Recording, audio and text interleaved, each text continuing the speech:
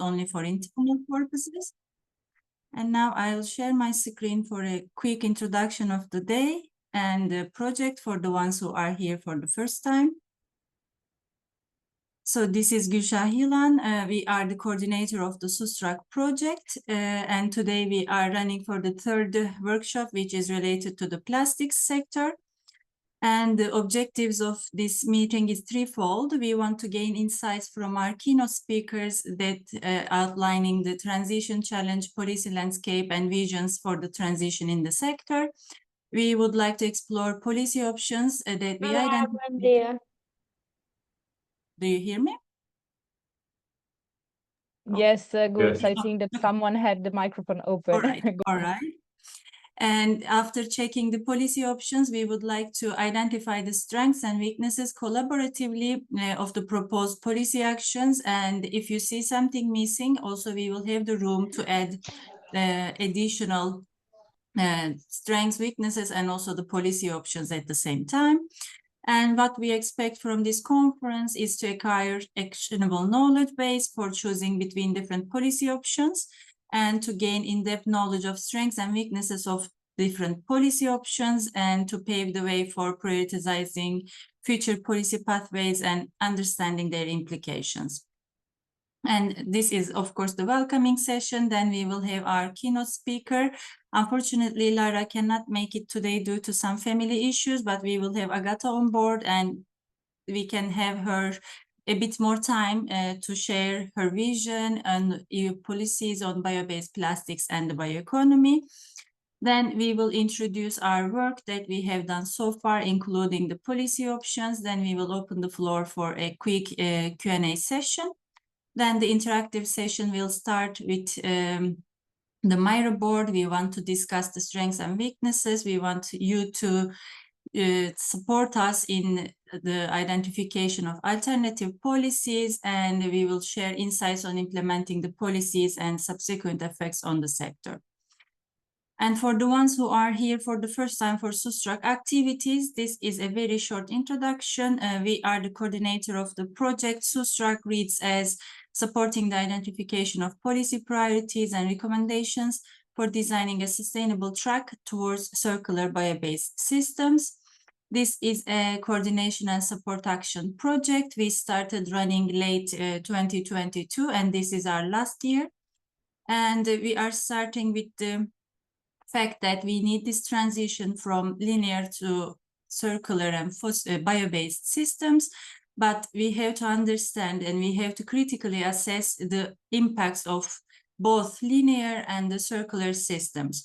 So we want to support policymakers in their efforts for developing sustainable pathways, as well as contributing to achieving the European Green Deal objectives. And if you haven't registered yet, I would like to encourage you to visit our website and social media channels, which we are using very actively in order to communicate our results and also to publish our upcoming events.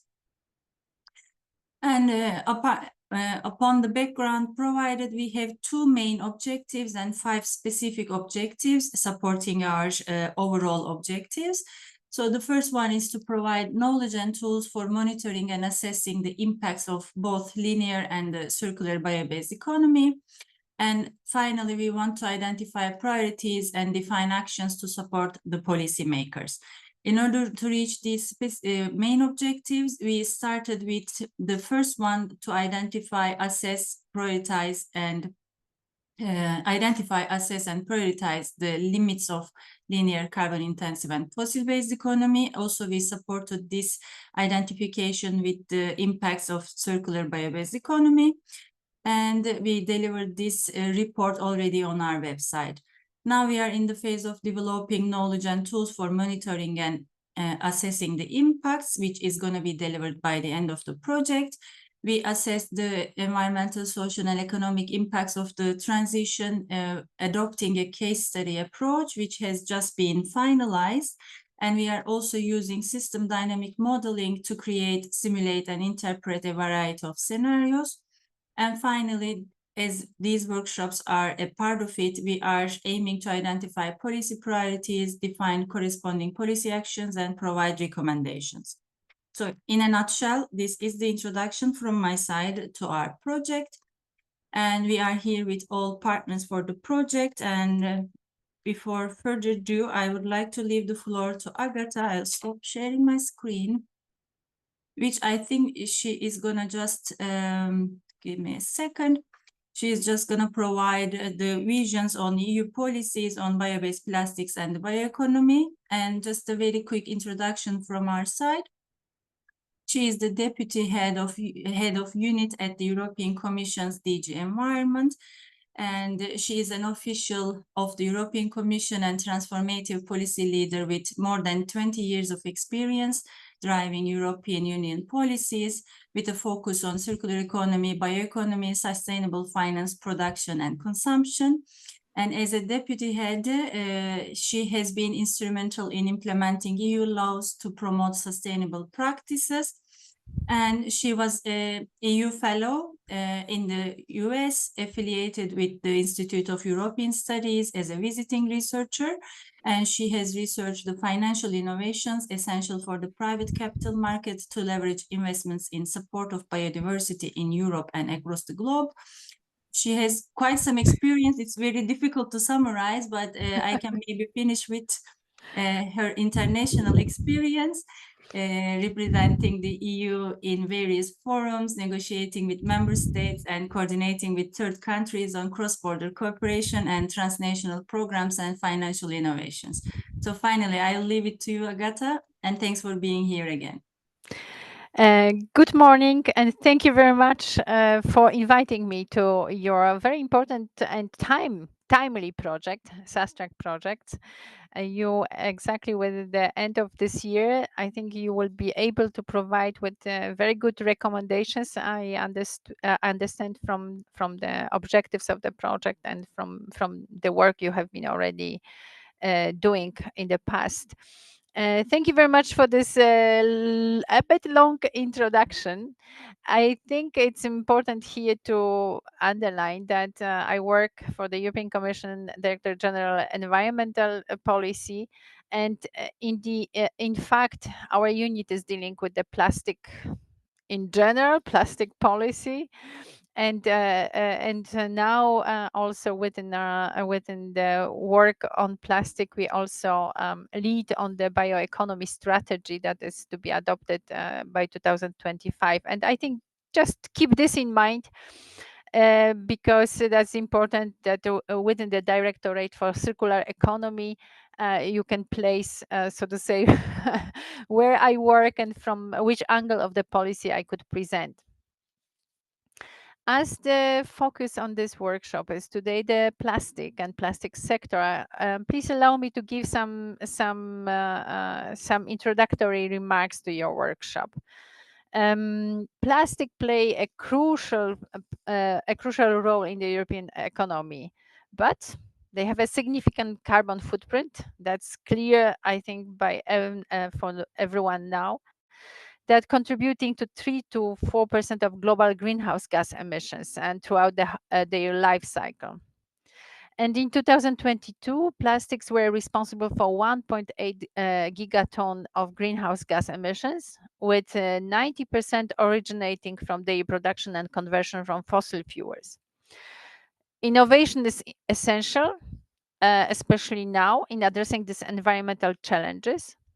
And the Commission therefore supports projects like Sustrack, like your project, which aim to develop sustainable ways to transition from fossil and carbon intensive system to bio-based and circular systems. This is very important, and I am very much looking forward to your final report, and also to the report you have mentioned on the website. I will check definitely later on, because this shift can greatly reduce the carbon footprint of plastics. So for us, it's important to work in a circular way to reduce the carbon footprint of plastic, and to transition to the bio-based economy. And now the Commission is accelerating the plastic sector shift towards a circular resource efficient and climate neutral economy. And you might know that in 2022, we adopted a policy framework for bio-based, biodegradable, and compostable plastics.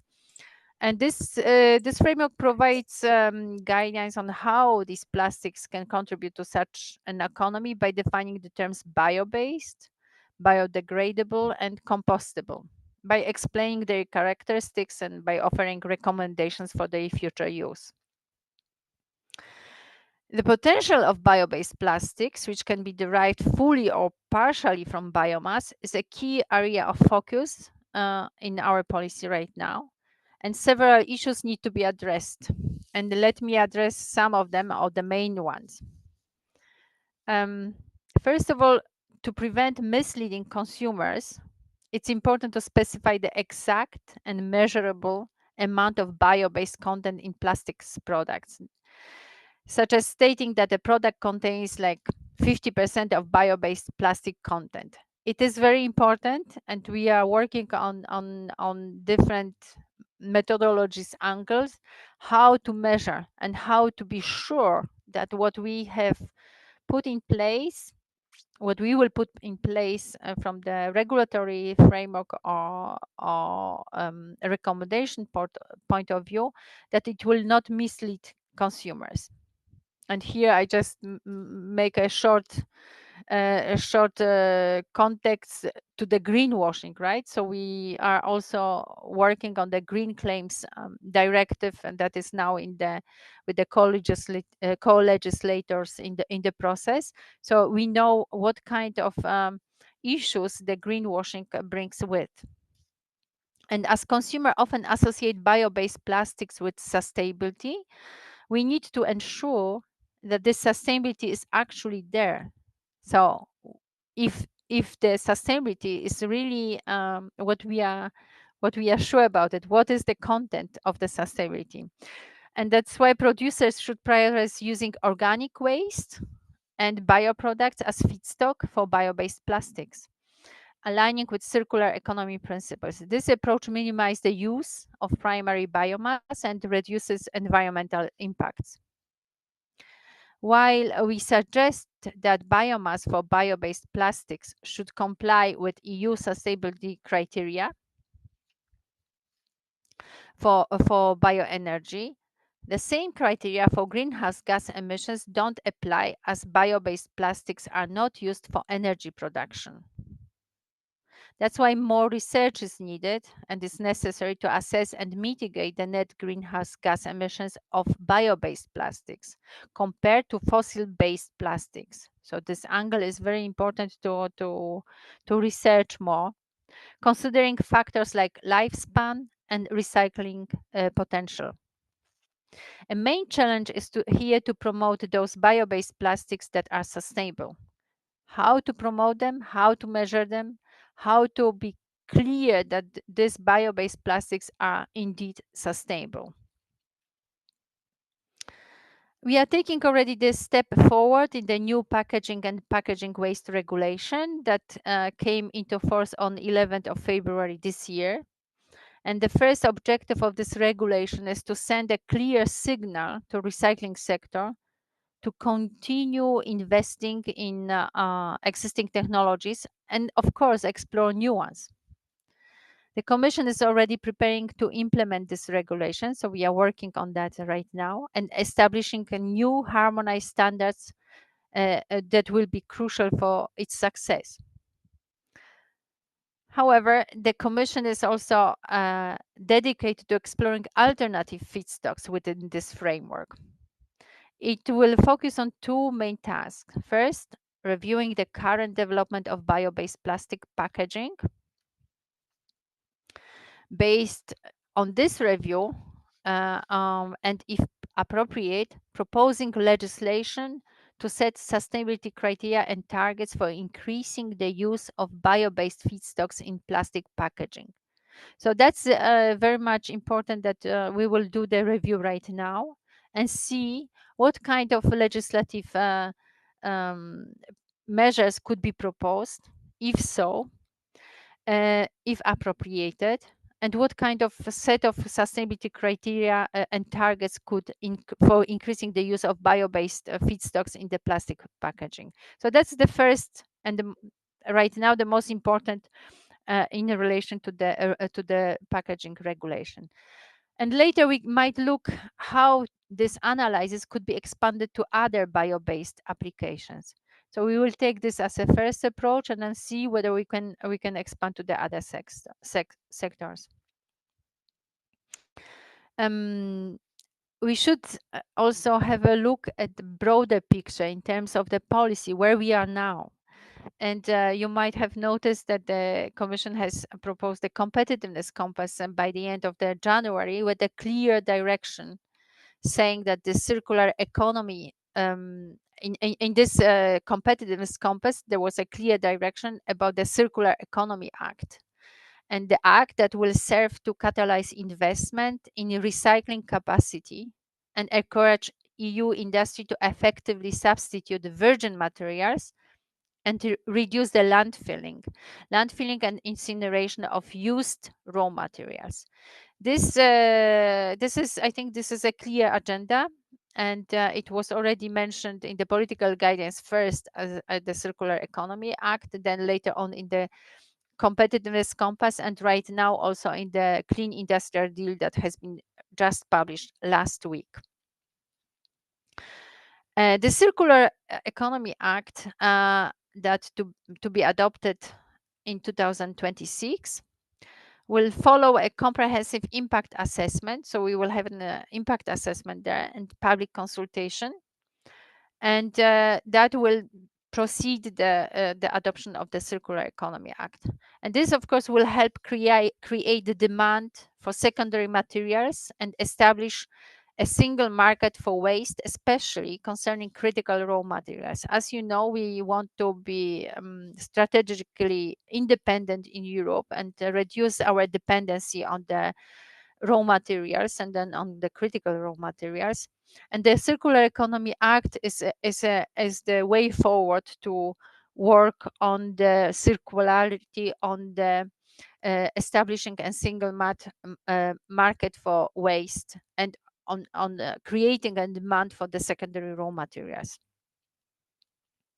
And of most relevance for today's discussion is that by the end of 2025, we plan to adopt the new bioeconomy strategy.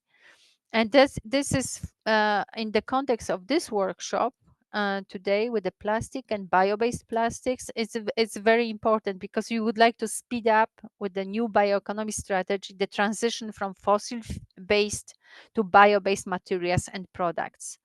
This is very crucial, having in mind also the competitive environment that the EU is globally in. We know that the US has already proposed 3 years ago, 2022, its bioeconomy strategy in one of the executive orders. China is also working on the transition to the bio-based products and materials. There are other economies, Brazil and other economies working on the bioeconomy strategy. So just to be sure that we are in the competitive environment as well in terms of the bio-based plastics. And that's why the bioeconomy strategy to be adopted by end of this year will give and the direction in that manner as well. Another primary goal of the strategy is circularity. Circularity focusing on circular design, enhance resource efficiency, recycling, and promoting markets for secondary materials and circular business models. And that, of course, goes hand in hand with the future Circular Economy Act. But not only with the Circular Economy Act, but also with the all broader spectrum of the policy initiatives. The bioeconomy strategy is integral part of the Clean Industrial Deal published last week, as I said. is also interlinked, and there is an interplay as well with the life science strategy to be adopted in summer of this year, that will be a foundation and the know-how, and giving a know-how and expertise for the research, and then later on for innovation for the bioeconomy, and has also the interlinkage with the Biotech Act to be proposed next year. So you can see that it is broad in that the bio-based plastics are in the broader picture of the bioeconomy as such, that interlinked with the other policy areas of the EU. All these measures will add more value from fewer resources. So the circularity principle is to use the biomass to use the biomass and to use all the secondary raw materials from the less resources, but putting the added value of that. Of course, we aim to reduce environmental impact and strengthen the EU strategic autonomy, also resilience and competitiveness. We know that the bioeconomy as such has a huge economic potential, and that which currently contributes to 5% of the GDP, of the EU GDP, and is a driver for economic and ecological sustainability. Therefore, the new bioeconomy strategy, apart from the circularity and the resource efficiency, so in order to create more value with fewer resources and balance demand with sustainable supply, we'd also look at the sustainability sourced biomass management, how we can use the biological resources in such a way that will be in the balance with the needs for the bioenergy, for the materials, and will ensure that it's that sourcing of the biomass is with planetary boundaries. We also would like to focus in the bioeconomy strategy on innovation, on scaling up, on fostering the commercialization of the new materials, new innovative bio-based materials and products. We would like to force the stable business environmental for the bioeconomy sectors, and we have different, of course, different applications in the demand. You might know that the regulation and of the life vehicles regulation foresees a requirement for the bio-based plastic. So we will look for the sustainability criteria there, and this is in the future, so to say. We have the obligation to look for the bio-based plastics there. We also look in the packaging waste regulation, as I mentioned before.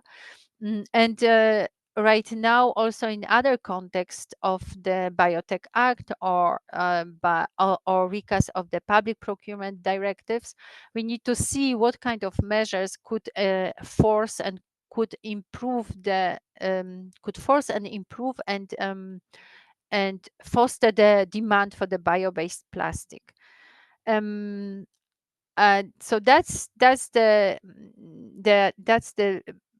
goals, so to say, or objectives of the bioeconomy strategy in the nutshell. I have mentioned the global impact and global dimension of it, not only from the competitiveness angle, but also we need to see the open strategic autonomy of the bioeconomy sectors in this global context. And also we are working, of course, in the framework with other countries like G20, where the sustainability of the bioeconomy is high on the agenda, and with the FAO organization. So you see that there is a broader context that is to be addressed globally. I would like to use this opportunity and this workshop to already alert you that we will launch the public consultation, most probably already in March, and call for evidence, where your valued recommendations and valued evidence will be very important. And I would like to invite you to watch out. I will share, of course, on LinkedIn, on the website of our site, and we will promote the call for evidence and the public consultation with you, so that we can all participate in the evidence gathering and in the expertise gathering in the first stage. And then, of course, over the summer we will be analyzing the inputs from various stakeholders and various research and innovation projects, in order to be able to propose the strategy in autumn and to adopt by the end of this year. So already now, a very warm welcome from my side to participate in the public consultation of the bioeconomy, where the bio-based plastic will play an integral role. I hope that I haven't overstretched the timing of my intervention. And just my closing remark is that your project is very valuable and very important for us to receive, so to say, the recommendations to the policy making, and to have an evidence. So that please participate in public consultation independently. I am very happy to receive your final report, as it's always interesting to read about that. Thank you very much. Thank you, Agatha. And it's really nice to hear that the hard work that we are putting is appreciated. And of course, we will be more than happy to contribute to any kind of evidence-based documents that we are aware of in the context of this project. So I know that maybe Agatha might not stay until the end of the workshop. So if there are any questions, but we don't have much time for it, just a couple of them, if you would like to just unmute yourselves, just to raise a couple of questions, we will have a couple of minutes. So now is the time, or you can also put it in the chat if you cannot just turn your camera or microphone on for some reason.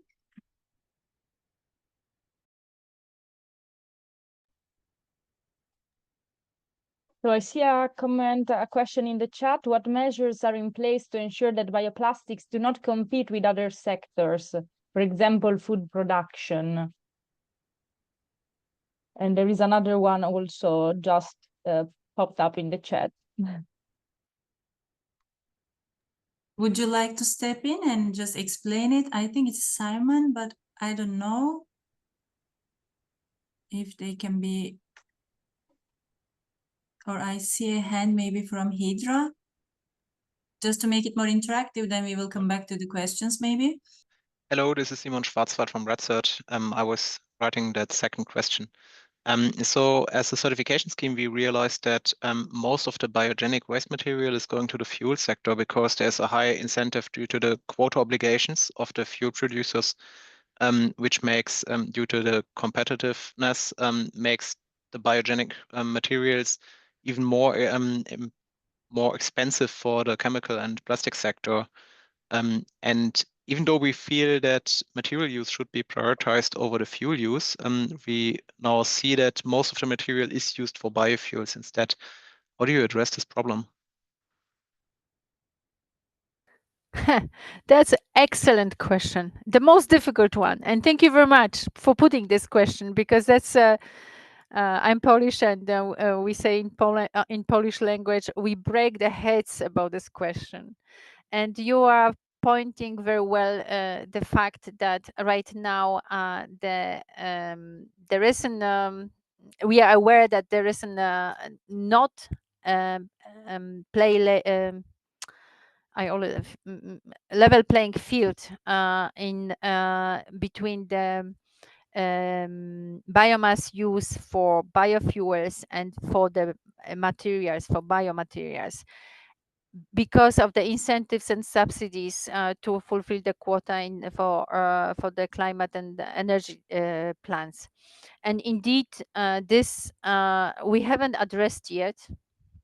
We are looking for solutions, and that's exactly the point where where the bioeconomy strategy hopes to address in the current situation, in the current political situation, to find a way of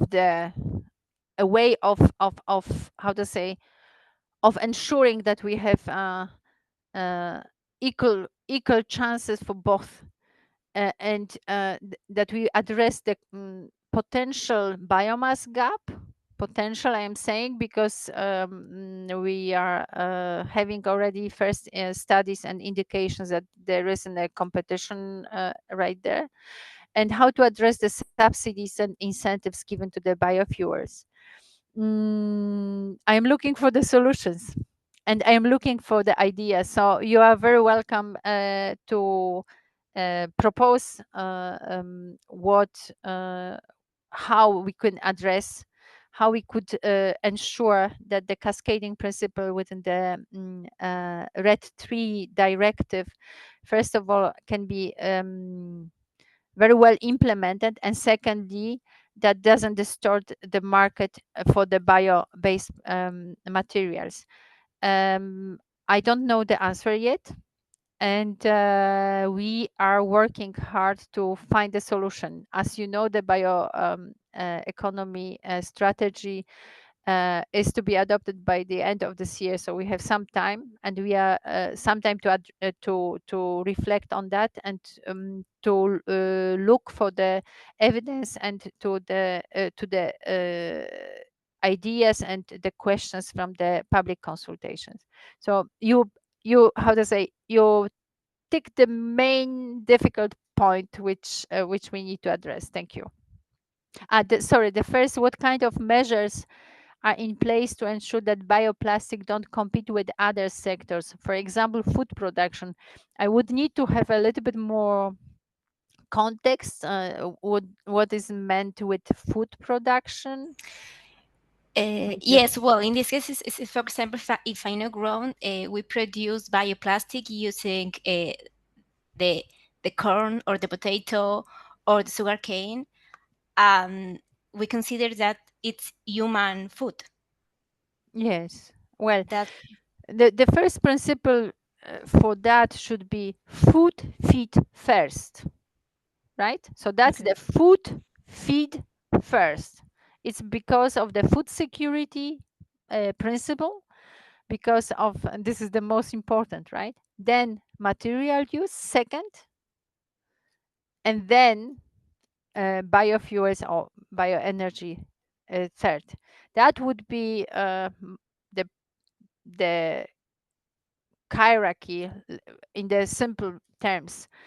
How we will address this in the yet fragmented, not fragmented, but how we could address this over all legislations that we have in the place in the EU. That's the question which needs to be answered also with the bioeconomy strategy. We have already discussions with the agriculture sector. I just was yesterday discussing with member states, and we have some ideas, but that this needs to be proved, so to say. But indeed it is. But I think what is clear for everyone, it's food feed first, right? Thank you. We still have time? Yes, Martin, Yes. this might be the last one though. Okay, please go thank you. ahead. This is Martin from Braskem. Thank you for the very clear explanation. My question to you would be, if you are coordinating with other DGs because if you think of the cascading principle, as you well said, you need to talk to the agricultural sector, you need to talk to the energy sector. So are you coordinating to maybe in the future have, let's say, a framework where you will have, like, let's say, minimum sustainability criteria for food and feed, but then you will have materials and fertilizers in the middle, and then the most strict criteria for energy, which is the one where you really have too much demand for too little biomass. So that's where the cap should come at some point, right? I understand it's challenging, but I wanted to get some insights from you if you think this is something that can be discussed under the new bioeconomy strategy or in other context. Thank you. And thank you. I'm very happy to participate in your workshop because you asked the, the most important questions. I'm really happy about that. Yes, first of all, the strategy, the bioeconomy strategy is to be adopted by the European Commission, and the European Commission has several services, but still that's the final outcome is, so to say, as a, well, you can see as a compromise or as a consensus approach of the European Commission. Therefore, it requires the discussion between different Directorate General services. And we, in fact, we had already 2 meetings internally to discuss exactly how we will tackle this problem. And yes, indeed, we work very closely with DG Agri, with DG Grow, with DG Ener and Klima. And so as a kind of, I don't want to say, I don't want to put any hierarchy between the DGs, but all services are are invited, are being participated, but there is a certain core that is important for exactly what for the issue you have mentioned. And indeed, the sustainability criteria as such will be tackled with the bioeconomy strategy. We are thinking about some system in place, and actually you pointed, the way how you pointed is exactly how we think, but how exactly we will go about this hierarchy: food, feed first, materials second, and then energy third. That's the $1 million question to be answered within the next few months. I don't have answer yet. We will work on the sustainability criteria across the different policies with the DGs concerned. So definitely, I mentioned before, so definitely there is already working on that, and we will see how to which conclusions we will come later on, also after the public consultation. Okay, thank you, Agatha, and thank you for the questions. If you have any additional questions, feel free to put them in the chat, and during the interactive session, we will try to pick them up. But now I would like to leave the floor to my colleague, Berian, to present the policy options identified during the course of our project. Berian, the floor is yours. Thank you. I will share my screen. Not yet bearing, okay. Many thanks, something is coming. Yes. Oh, I see. Yes, do you see my presentation? Yes. Good. Put it in presenters mode. Great. Yes. So we've been doing a lot of work on policies, and here I want to provide an overview of how we analyzed the policy directions that we could propose at the end of the project, and which we would like to discuss with you. I'll give an overview of how we got to what we will propose as policy instruments to be discussed in this workshop.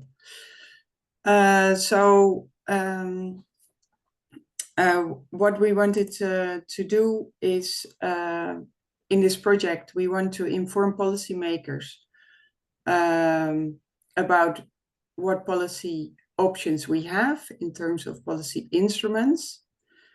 So really the practical hard policies of how to move to a more circular and bio-based plastic sector. So we looked at the policy instruments here. And today we want to really focus on the strengths and weaknesses of policy instruments. And that is what we specifically want to discuss.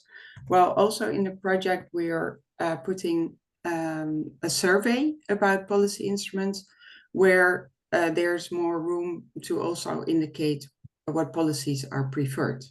Well, today the focus is on strengths and weaknesses.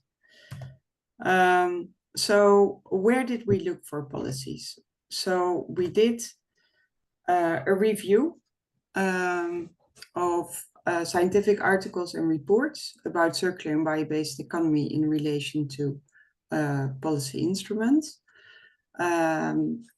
We identified 130 articles and reports, 70 scientific articles, and we also did formal consultations with stakeholders in formal workshops. And so we looked at existing policies. We also identified policy gaps, and we looked at policy proposals. And today we are especially focusing on not the existing policies, but more on what new policies could be implemented in the future. So how did we select the policies to discuss today? Well, as Agatha already explained, there is a lot of interlinked policy areas. It's an enormous field of policies. So it was clear that we had to structure that. So how did we set priorities there? That was by developing a certain policy structure, which we call policy set. First, you can structure this according to the type of policy instruments, and there you have two groups, which are direct regulation instruments. They can be quotas, bans, thresholds, and then there are also market-based instruments. They could be subsidies, taxes, emission trading, greenhouse gas emission trading instruments. We also structured it according to the function of the policy instruments. And in this circular bioeconomy, you have two functions which are key. One is to promote transition, and the other one is to limit resource use. And I'll further explain what the background of this is. Well, first of all, you have, of course, the EU Circular Bioeconomy Action Plan that specifies that we have to decouple economic growth from resource use. And we have to keep resource consumption within planetary boundaries, as Agatha also really made very clear from her speech, which also means that we have to reduce the consumption footprint. As to limit resource use, this is quite challenging because what we see is that a solution could be that we start recycling more of our end-of-life products. But the challenge there is that it has been proven that even if your recycling rate goes up, at the same time, your consumption rate still continues to grow. And so only recycling is just not enough as an instrument.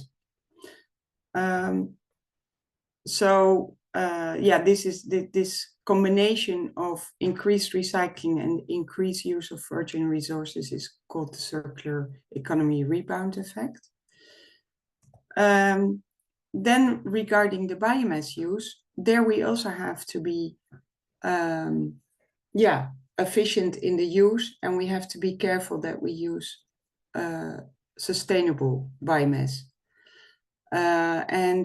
This is also a challenge because and it was already discussed in the questions that we got, is that waste and primary residues, secondary residues are the most interesting because they have low greenhouse gas emissions. And this is the preferred type of biomass that you want to use, but all the sectors, of course, have to increase their bio-based production. So the demands for biomass will grow. And there it means that the growth will shift to more the primary production of virgin types of biomass. And there's really a risk that this leads to additional greenhouse gas emissions. And that's exactly what we want to prevent. So back to the policy set. We have, so for this transition, we have to promote recycling, but also promote bio-based uses. And we have at the same time to limit resource use and also reduce consumption or limit or reallocate biomass. And then we have two types of policy sets. One is focused more on the circularity, and one is on the biomass and greenhouse gas emission reduction. So that is how we structured our policy instruments. And now I explain how we then came to the policy instruments that I'm going to share with you. Is that first, you have to know that these are recommendations, but not yet. There are options, but they are not our final recommendations, because that's exactly what we want to discuss with you today.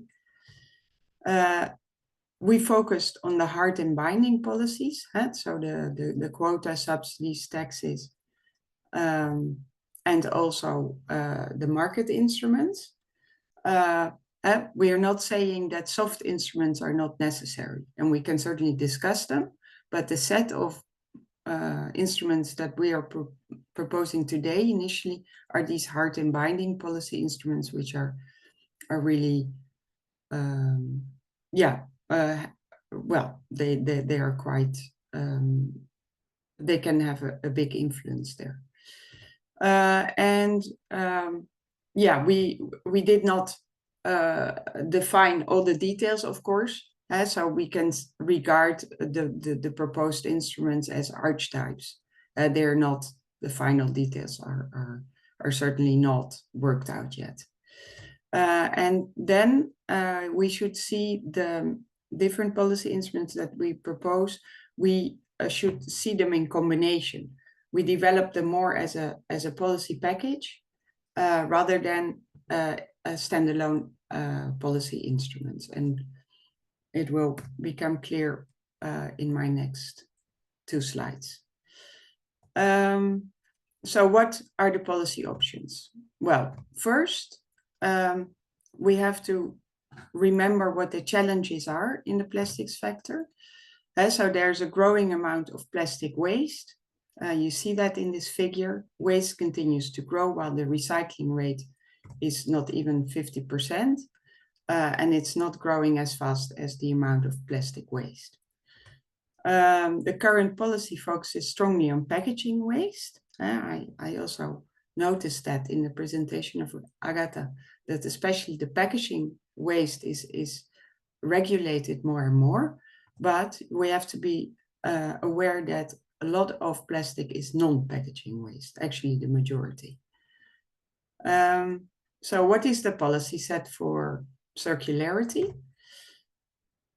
So on the promote transition side, we were thinking of a quota system for use of recycled content for producers of non-packaging plastic.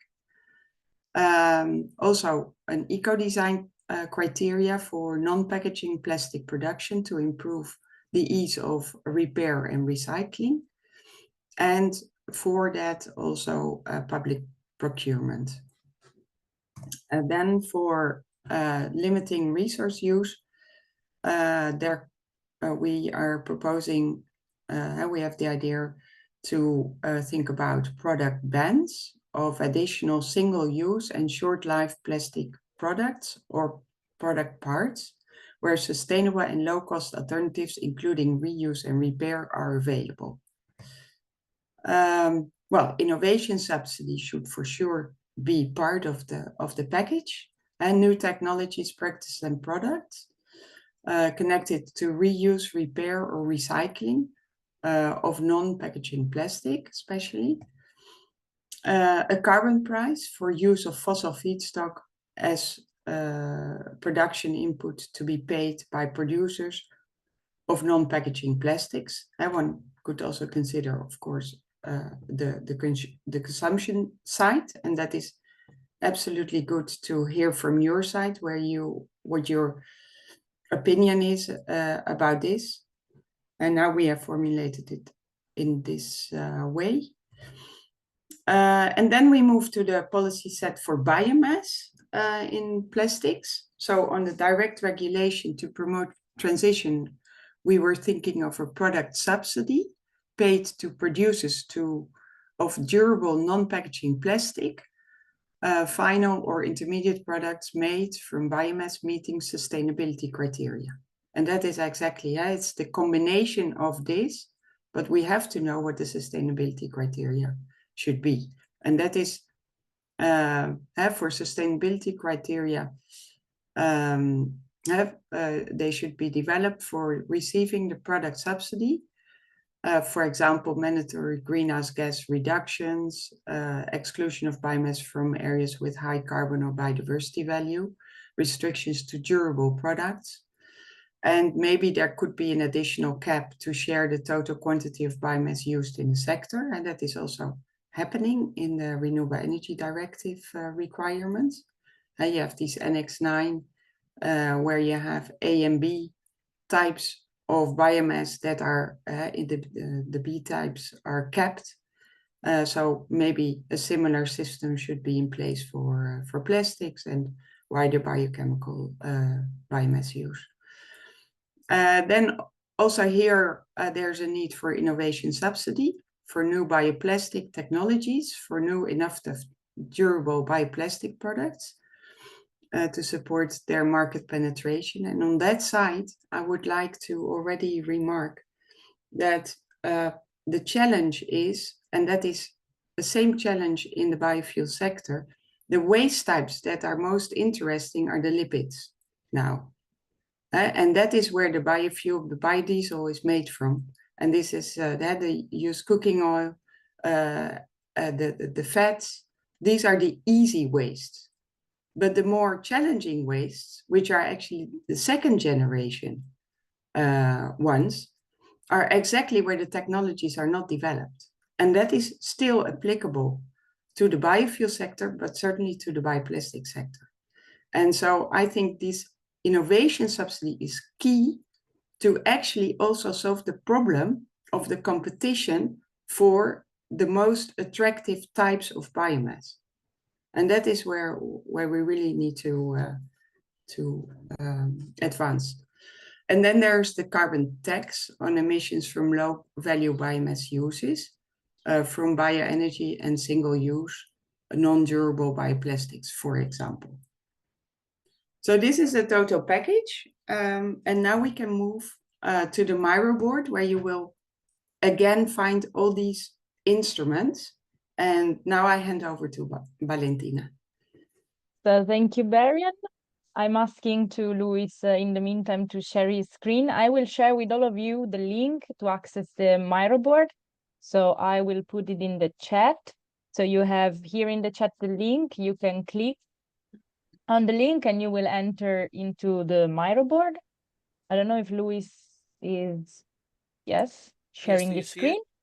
Yes, perfectly. Thank you, Luis. So I leave the floor to Luis just to quickly present you how to move into the Miro board and leave your contributions there.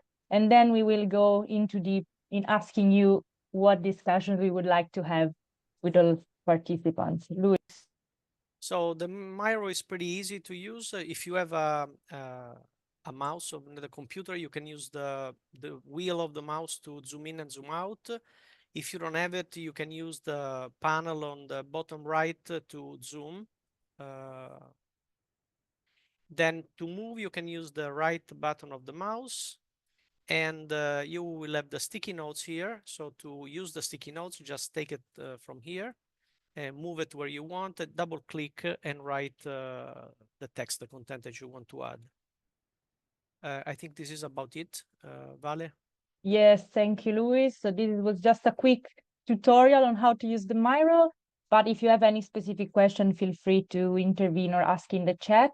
Also, we are collecting your contributions by writing directly in the chat or raising your hand. So we are really open to discussion.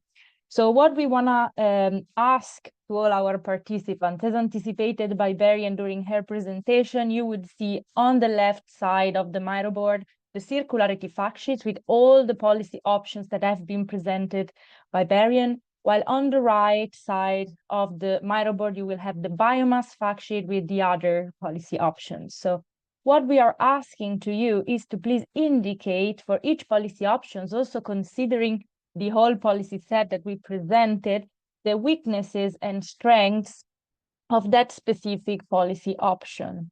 In terms of, you will see also some criteria, but your indications about weaknesses and strengths can be even broader than the criteria indicated in the Miro board. So we are asking weaknesses and strengths in terms of effectiveness. Could the policies really substantially boost the transition? In terms of administration, how difficult and costly is the implementation of such policies at the administration level? The costs, so how expensive are such policies for businesses and consumers, but also in terms of public budget, so how expensive are the policies for the governments? We are also asking weaknesses and strengths in terms of legal barriers, if there are existing laws or regulations that restrict the usage of such policies, and in terms also of acceptance, how do you think a specific option can trigger resistance in consumers and in industries and in general, and then other points if you have. So you will have these red sticky notes for indicating weaknesses and the green one for the strengths. And you will see also a yellowish post-it below where you can indicate recommendations. So for example, I would use this policy option coupled with another one, for example, compared to the policies that we presented. And I think that that's all from my side. Barian, if you want to add something to my quick introduction. And at this point, I will open, the floor to also our participants and stakeholders if you have something specific to ask or comment. No, you did excellent, Valentina.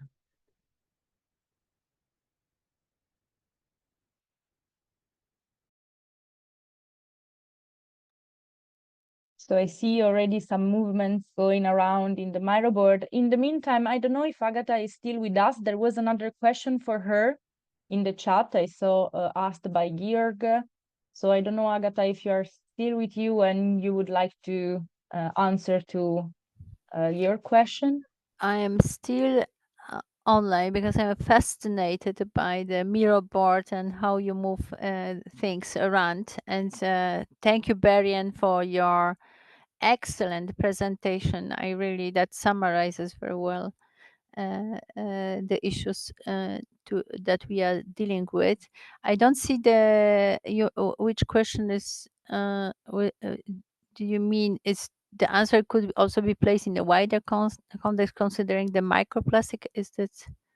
Yeah, before there was a question, but maybe Georg, you want to ask personally, since we are discussing. Feel free to speak up.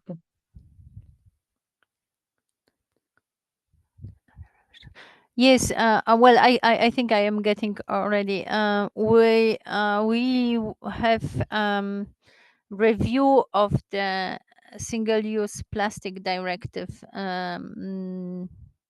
We will have an upcoming review of the single-use plastic directive by let me remember. I think it was July 27, if I am if I'm right. And the review will have, just a second, I can also be more specific, I think. The review will just, yeah. So there will be an evaluation of the single-use plastic directive. Yes, I was right, by July 27. And there we will assess how well the objectives of the directive have been met and the effectiveness of its measures, including the implementation across member states. And part of the evaluation will focus on the assessing the administrative burden for member states and for businesses, and also for exploring opportunities for simplification. We also will evaluate, or the evaluation will also take into consideration the impact and interconnections between the directive and the regulation on packaging and the packaging waste, which just took effect in February last month. And there will be part of this evaluation will be identifying potential needs to align them and reduce administrative burden, and also to have a look how we can more effectively work with different recycling schemes. That's a little bit depending, that's the focus of the evaluation, and the what is the scope of the evaluation is being that has been set up in the directive. So that will be the part of the of our considerations, because that's we are obliged by the law to use in that form the evaluation. And your question is whether the directive could be expanded, if I understand, taking into account. I cannot move now the mouse to the question somehow. How the directive could nuance the fossil materials and bio-based materials. I believe that it's not to be treated by the single-use plastic directive for the moment, I'm afraid, because that's a different objective and different scope of the directive than the bio-based materials. And the evaluation as such will have, normally the evaluation needs to evaluate what is the whether the objective has been fulfilled of the objective of the directive. And this I don't consider that this is the part what you're referring in the question. I am more inclined to say that the bio-based materials and will be more tackled partly through the bioeconomy strategy, and we are gathering right now the information where else we could have an impact with the current recasts, planned recast of the legislation. Yeah, I think that's for the moment what I could say. It's more, it's more in the Circular Economy Act, but that's as Berian well said, is more from the circularity point of view. The public procurement recast of the directive could bring some elements as well. And we need to see whether any other legal instruments could be fit for purpose. But right now, that's what I can say in the relation to the single-use plastic directive. I hope I answered the question. And that was the last one, and soon I will be leaving you. So thank you very much, Agatha. I think you did a great view on this question. So I'm just want to leave the floor to our technical moderators, if they, in the meantime, since there are some movements going around in the Miro board, if they want to comment some specific inputs from our participants. Yes, this is Luana from BAM. Maybe we can also ask the speakers that are writing maybe to comment themselves, and then we can start a discussion around them. For example, I can see there is different challenges for the circularity package. We see, for example, the developing criteria for eco-design is a long process. So, I mean, there's also a lot of truth there. And this maybe is a measure that can be implemented in a few years only. So maybe the person that wrote this comment would like to express clearly the problem, and then we can try maybe to engage a discussion on this.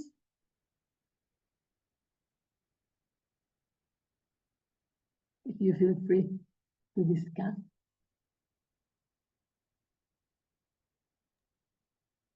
Hello, can you hear me? Yes. Yes, Now, yes. hello.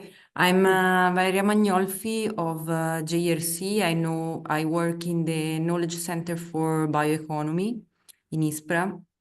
And yeah, I mean, I followed a bit the preparatory study for paving the way to the development of the delegated act on eco-design criteria for the textile sector. And I could observe how much work there is behind the development of a delegated act. You know that the eco-design regulation is a framework regulation. And I guess that this is a powerful instrument, but we cannot expect a delegated act for non-packaging plastic could be ready in 1 year. I fear it's a long process, so we have to be aware of that when we consider this kind of tool. Yes, so I see your point. I think it's very interesting. So the idea is also then to look for alternatives. So what would be your suggestion? Because as you said, like we need to look also at the timing. In this case, the eco-design criteria for this particular category is going to come maybe in the next 10 years, not before. I don't know, do you think there is like a way to work with eco-design criteria for other categories? Maybe we have an impact on this as well. Like, of course, the plastic sector is also relevant for the textile sector, correct? So do you think we can somehow, I don't know, improve the eco-design criteria for the ESPR for the textile sector in a way that could have also an influence in the packaging sector and the plastic sector? What do you think? Because we need to find a solution to this problem as well. Or any other expert would like to add something on this? And also it would be nice to know also what do you think about this quota? So we've seen before that part of the problems are linked to the fact that there is a lack of the playing field between the energy use of biomass and non-energy use. So, and this is also due because of the quota system for the energy use of biomass. So do you think that proposing this quota is like with the same instrument? So do you agree that this one could be like a successful policy instrument to stimulate the market for bio-based products that are not non-packaging, for example? Anyone feel free to answer these questions, and also feel free to justify, like to explain what you have written in my report.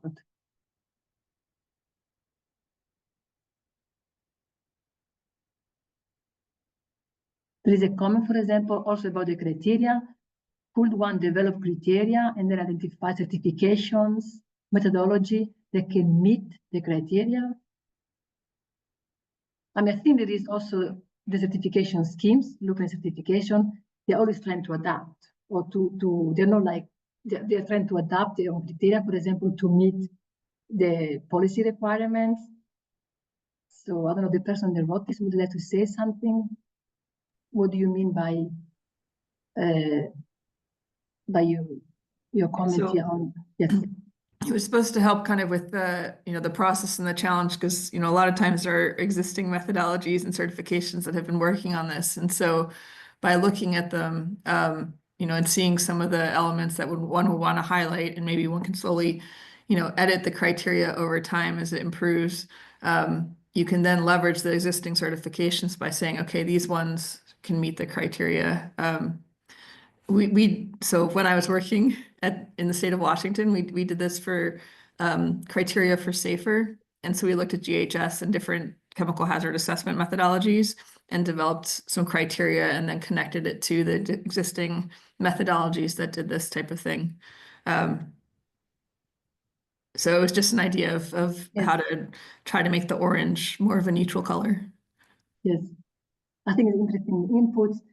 Also, like the rural certification schemes is very important, linking also to the sustainability evidence, provide evidence. I don't know, what other experts think about this? Do you think it's possible? Anybody want to jump in on this?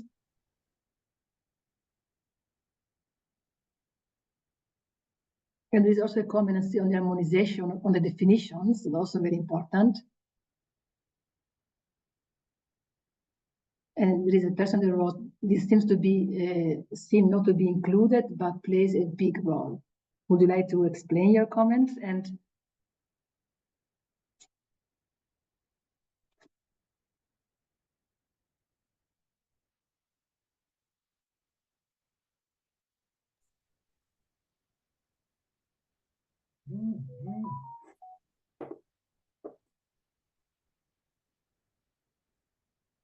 then if you look at the product bans, there's also two challenges there. So one person wrote about the WTO who present issues. So would you like to comment this? The person that wrote this comment, would you like to talk about this, about your concern?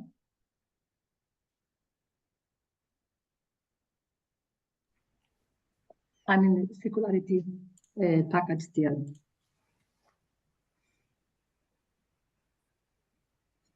So I see that there are many weaknesses indicated for the different policy options.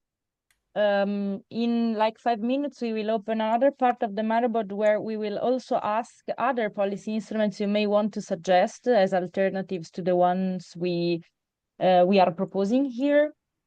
So rest assured that we can also collect your inputs there. In the meantime, I don't know if there is someone that has specific comments that want to really comment some specific policy options, or there are more general comments, issues that would like to discuss.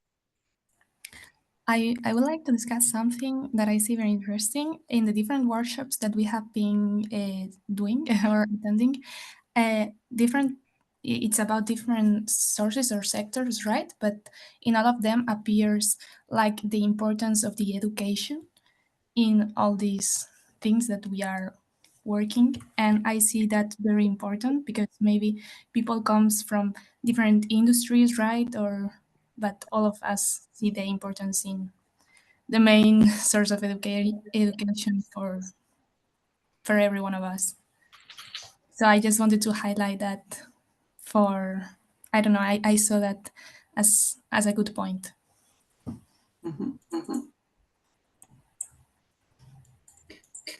It's like this comment about the WTO issue. That means that we have a global market where plastics are bought and sold and bought. Do you think we can separate the EU market from the global market and make a more strict situation in the EU? Why should that not work? Because the person put WTO will not allow it. It will lead to issues. I mean, I think there is already many regulations in place for EU and they only apply within the EU market. Why should that not work in this case? It's again me, I'm Valeria from JRC. And I wrote this because I followed a bit the development of other regulations in the energy sector. For instance, when it was there was, of course, a focus on the palm oil, which had evident environmental issues. And in fact, in that case, there was a big issue within the World Trade Organization, and countries, producer countries like Indonesia and others, I mean, they did whatever they could to avoid this ban. So there was a legal battle which lasted for a while, and I mean, I guess in many cases it can happen that countries that are damaged by such measure react. There can be also reactions. You know, every action has a consequence, and of course, you have to evaluate which are the also the countries, the producer, which could be largely damaged by this kind of measure, to be aware of the also eventual legal consequence you may face. Yeah, but is it a reason not to do it? As the No, I understand. And maybe also the CBAM, the Carbon Border Adjustment Mechanism, would also play an important role. Yeah. No, but maybe there's also, you know, a consideration that especially the bioplastics market is an enormous global market. That the same applies to within the biofuel sector. The jet fuel sector is the most global. And if you put very strict measures there, then it simply doesn't work. There are too many ways out to just get your jet fuel outside the EU, you know? So maybe for the bioplastics, the WTO considerations would be more influential. Or would that not be the case?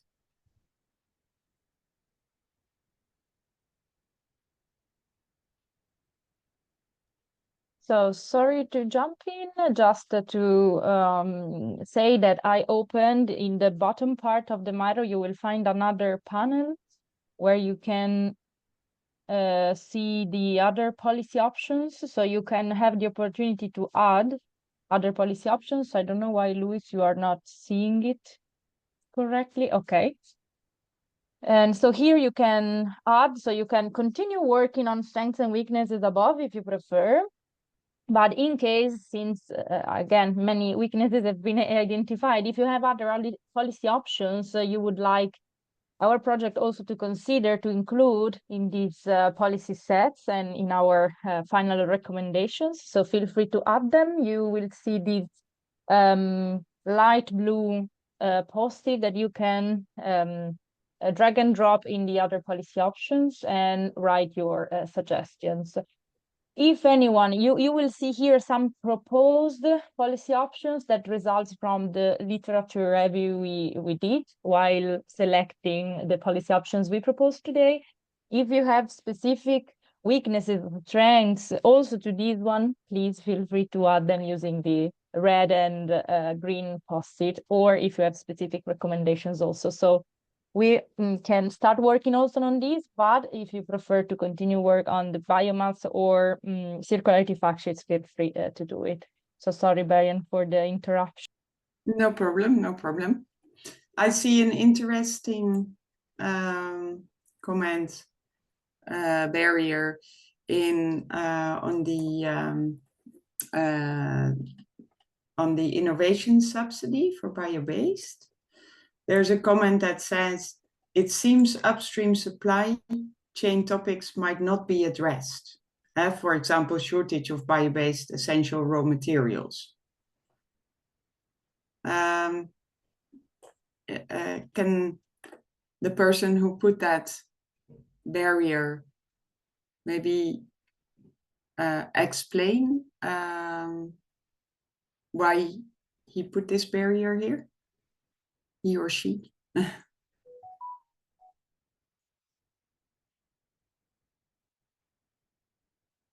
Because in principle, in my opinion, I completely agree. I think you should cover the whole chain innovation.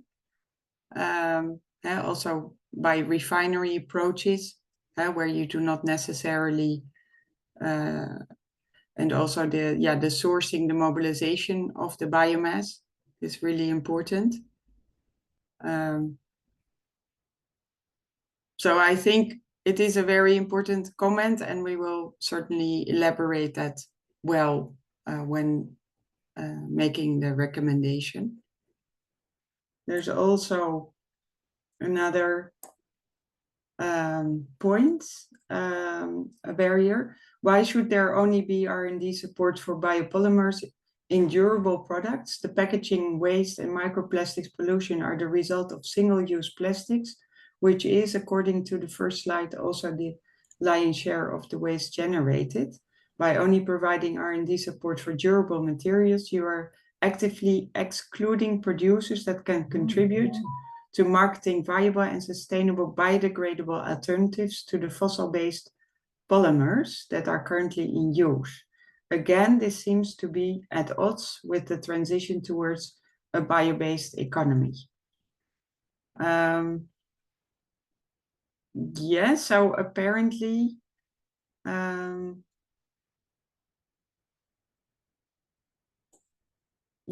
there is also other options for producing durable bioplastics. So maybe the person who made this comment can explain this, because there's quite a technical reason behind it, I would. George? Hello. Good morning. Just as a quick background to that comment. Yep. So you are providing, or you're proposing R&D support for durable plastics, which definitely is a good idea. But most of the plastic waste comes from consumer goods, such as packaging and others. And so these are like more or less by definition single-use plastics, right? So you buy it, you use it, you trash it. And so as long as you don't provide R&D support for providing sustainable alternatives for that, I mean, a durable plastic, you have 1 kilo, it's being bought, it stays within the economy for 5, 10, 15, 20 years, depending on what it is used for. While the consumer good plastics, there's just one-stop shop and goes into the trash. And so that's where the potential resides. And by just supporting the durable proportion, you may miss an opportunity to actually contribute towards shifting the trajectory of those plastic uses that are really en masse. So that's the background to this comment. Okay, but I think it's a very, very good comment.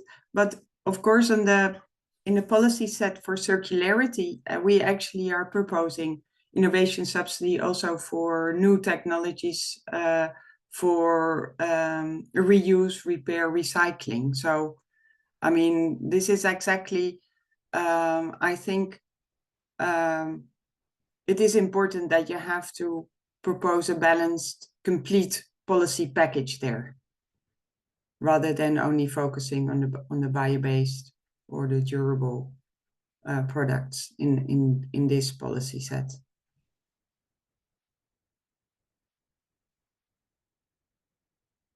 Or should that, George, should that be reformulated then, the market-based instrument for circularity, where it says new technologies for stimulating reuse, repair, recycling?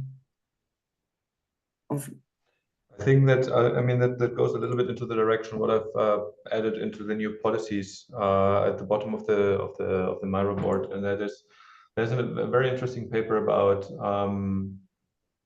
the absence of recycling infrastructure for bio-based materials, and also the complexity to establish that given the unique components of bio-based materials. which in part also has to do with a loss of product properties when you recycle bio-based materials. And so I think I have shared this paper with you. If not, I can do that after the workshop. I'm happy to. But that is, I agree with you that this combined approach is needed. Yeah, absolutely. So that you have a holistic, how to say, a holistic policy package, but like by providing R&D support for durable products and providing a little bit of a recycling infrastructure, you're still not addressing the market barriers. So and somehow this needs to be leveled so that the lower production cost needs to be leveled with the need to establish the recycling infrastructure. So there's like a double approach at the beginning of the chain, hence the market penetration, and the end of the chain, the recycling required in order to make this really work. Yeah. So my conclusion is that I think from this discussion is that so both recycling, both new bio-based durable plastics, but also covering the whole chain. So from production to end of life is really crucial in all the policies addressed. Yes, agreed. Good. I think we are at the end. So I give the floor to Valentina, or I'll pick up. So I know the problem is very complex and we all have a lot of to say. So the Miro board will stay open for another week. So if you feel like you can contribute after reflecting about what the discussions has been, please feel free to contribute. And if you like, you can also share it with your colleagues that you see they are relevant for these discussions. We would be more than happy to receive all the comments and suggestions. And I would also like to invite you for our closing conference for all these workshops. We will collect all the inputs that we gather and we will try to provide the full picture of all sectors together, which is going to take place on the 21st of March. And if you would like to contribute more, these are the policy options that we provided. However, there will be a follow-up survey in order to prioritize these options and how they can be the key for the transition. So considering all the literature review and the stakeholder engagement activities, there will be the survey to find the potential solutions and potential recommendations. And I think these are the final aspects of the meeting. And thank you very much for joining us. And we would like to keep in touch with you also for our upcoming events. Have a nice day ahead. Thank you. Thank you very much. Bye, everyone.